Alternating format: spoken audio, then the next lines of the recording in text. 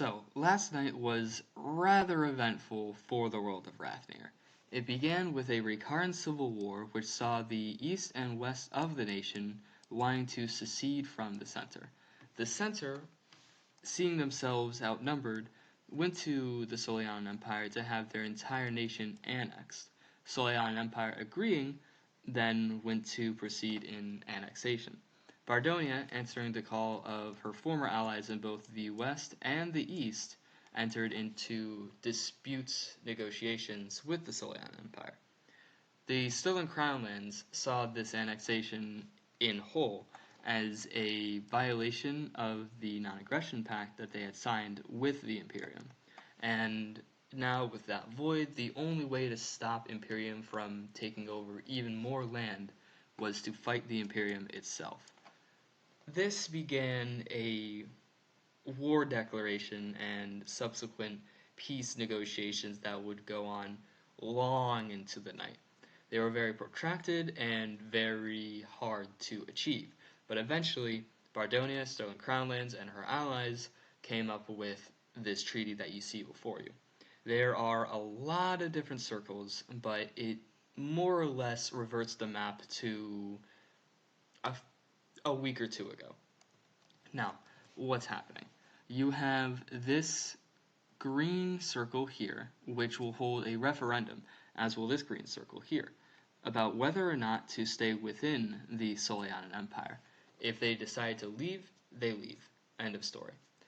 Next, we have this blue circle here on Plagatea, which, as it being unpopulated, will go unclaimed by the Soleannen Empire. And then with this lighter blue one, the two islands here will go to the Sterling Crownlands so that the policy of containment of the Soleannen Empire can be better achieved. Now, what's this policy of containment? Well, if you see this yellow line, this line is the line that the Soleannen Empire has agreed to that they cannot advance any past. If they do for conquest, this treaty is voided and war may happen yet again. You'll notice that it also protects Varelia and Tayton as well. The next part of this treaty is what's happening to Raykara. Now, Raykara is very divided in what's happening. So, the center will be annexed by the Soleannen Empire, whereas this purple region will become an independent buffer state. And then this red region right here will become part of Bardonia. They had wanted to become part of Bardonia, and as such, the red region of former Raykara will become a exclave of Bardonia. Lastly, almost forgotten, are these two regions right here in blue and this circle here in yellow. This circle here in yellow is an old colony of Isheria, and so will remain within the Soleannen Empire, but they cannot push their borders any further than their current ones. Lastly, and truly, we have this one area right here, which is former Yimu Adal. Sterling Crownlands, in their declaration of war, decided it would be best to free the Yimu Adalians from the Soleannen yoke, and as such, in this peace treaty, Yimu Adal will once again become a free and independent nation.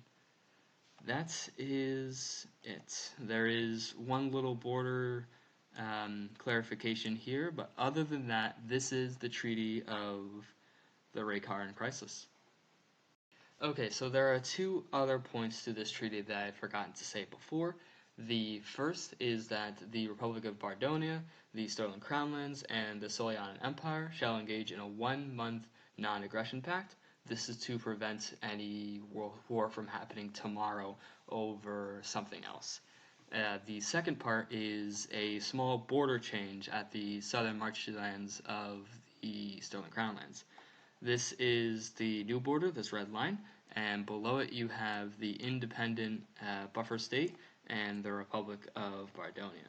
This red line was decided upon to give the Sterling Crownlands a much better, much more coherent border.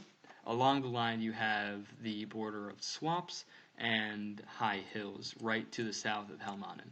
This is to provide the region with a much more hard, much more coherent border, so that border disputes in this region cannot be sparked again. That's it. Truly, this is the Treaty of Raykaran.